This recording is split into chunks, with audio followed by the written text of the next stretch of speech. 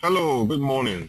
Sorry, let me just get rid of that. Hello, good morning, and welcome to the final day of the 2 weeks live trading session.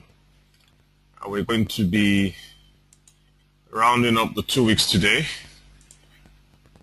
and we'll probably round up this evening when we meet in the evening. But today or this morning, we'll be going through our trading plan as usual and looking for trading opportunities and see what's happening in the markets.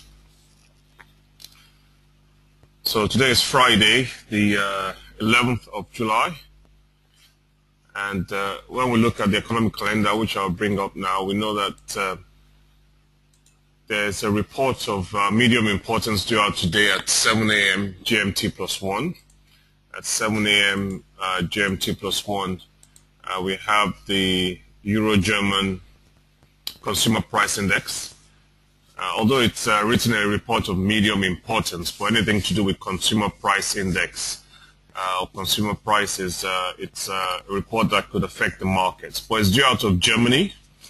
But obviously, Germany being the major economy in the Eurozone, that could affect the Euro-US dollar. So it's something to watch out for because you don't want to be caught out with that. So although it's not marked down as a report of high importance, but because it's due out of Germany, you need to note that. The other one that is due out later on is at 1:30, which is the Canadian unemployment rate. And again, the Canadian unemployment rates would mainly affect currencies paired with the Canadian dollar. But again, it would be good to check your trades around that time at 1:30 GMT plus 1. So anyway, in view of the fact that there are no reports of high importance directly affecting the Euro-US dollar, which is the main market we're trading, we'll go ahead and look for trading opportunities. But like I said, it'll be good to check your trades around 7 a.m. GMT plus 1 because of the German Consumer Price Index, and also at 1:30 when the Canadian unemployment rate report comes out. So it'll be good to check your trades at those times, but because there are no reports of high importance directly affecting the Euro-US dollar, we'll go ahead and look for trading opportunities. Right, when we met last night, we noticed that the market had started trending sideways. So we marked out the sideways trend last night between those two white lines, where you can see the market spiked the high of the sideways trend and then came back down. At that point, it took me out of the trade last night, so I lost 10 pips. So I'm now flat. I don't have any live trades, so we're just going to start all over again. So what I'll now do is I'll just bring the sideways trend up to the new high because it didn't really trend much above the sideways trend. So I'll just move the high to that new high point there. That's 36095.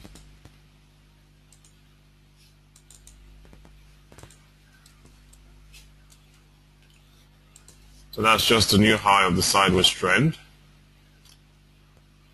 So we know clearly where the market is trending sideways, but we can see that the sideways trend is comfortably between the pivot point and the first support. So what I'm going to do now is place a pending buy order just above the pivot point. So if the market goes up and breaks the pivot point, I'll be happy to buy above the pivot point. And alternatively, if it falls and breaks the first support, I'll be happy to sell below the first support. And that's because the pivot point and the first support, you can see, are clearly outside the sideways trend. So I'm just going to go ahead and do that. I'm just going to buy above the pivot point.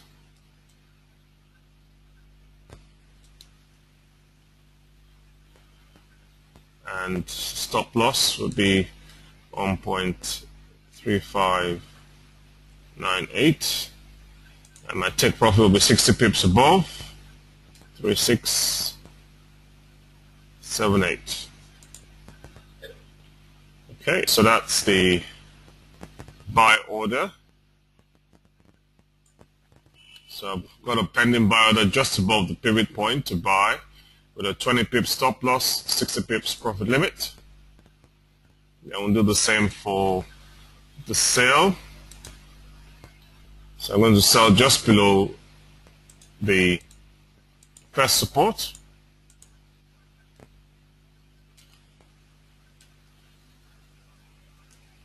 Again with a 20 pip stop loss.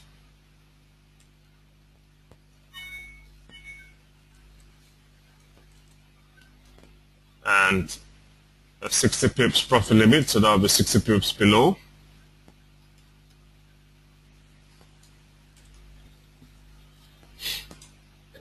And there we go. So I've got a pending sell order to sell below the first support with a 20 pips stop loss and again a 60 pips profit limit, which is all the way down there. So we're all set to go.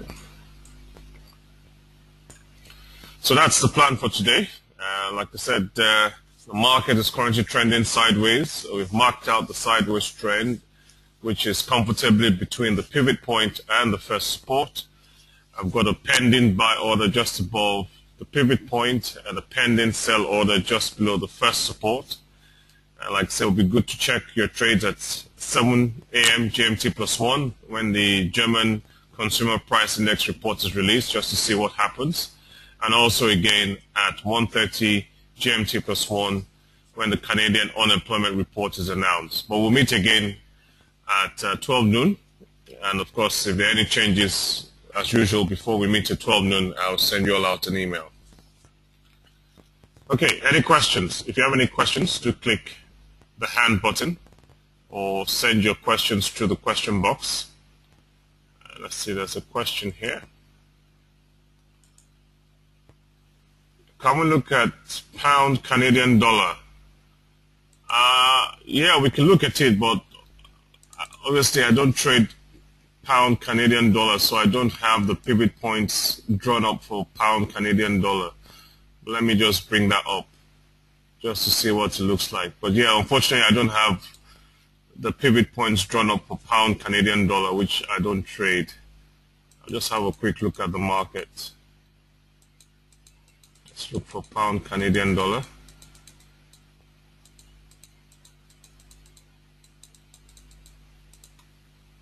So that's the pound Canadian dollar. Let's see.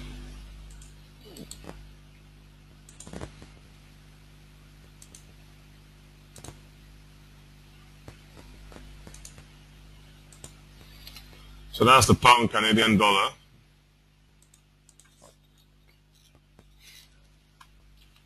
So we can see here it's low, high, low, high, low. So that's the low of the side trending sideways here. So we can mark it out that the sideways trend has started there. So you don't want to trade anywhere within those two white lines. But obviously, if you're trading the pound Canadian dollar, because the Canadian unemployment rate is due out at 1:30 p.m. GMT +1, I would suggest you avoid trading any currencies paired with the Canadian dollar prior to 1:30 GMT +1. Because like I said earlier, the Canadian unemployment rate that is due out at 1:30 would have a huge impact on currencies paired with the Canadian dollar. So there's a high probability of currencies paired with the Canadian dollar trending sideways prior to 1:30. Like I said, we are trading the Euro-US dollar, so that report might not have much of an impact on the Euro-US dollar, but it would have an impact on currencies paired with the Canadian dollar. Okay. Any other questions?